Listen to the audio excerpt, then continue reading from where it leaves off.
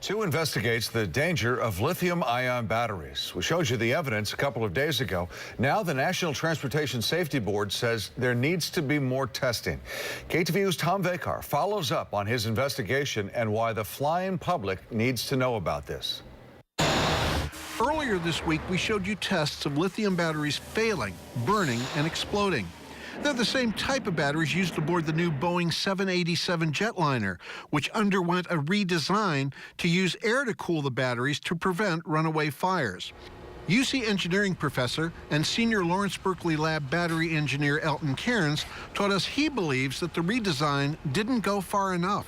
I think a much better design would be to have a liquid coolant system that is insensitive to altitude and can provide a much greater rate of heat removal, so that if any one of the cells begins to overheat for whatever reason, that overheating will not be transferred to adjacent cells. Today, the NTSB went much farther, saying the processes used in 2006 to support the certification of the lithium-ion battery designed for the 787 were inadequate.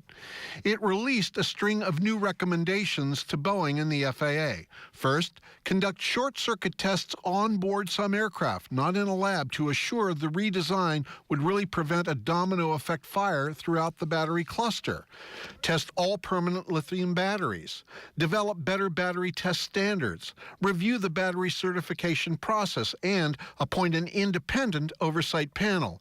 Mind you, this all comes about a year after the Federal Aviation Administration pronounced the batteries safe for passenger flights. This has a certain sense of urgency to it.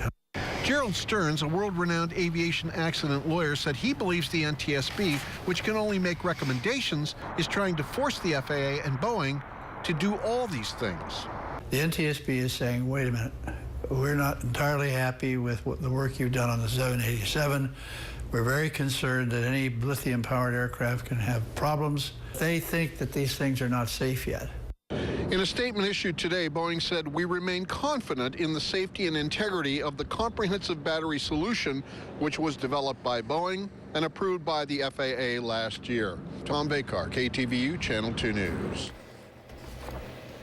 And our coverage continues on KTVU.com. You can watch our original report about the dangers of lithium batteries and the raw video of the battery testing that we obtained.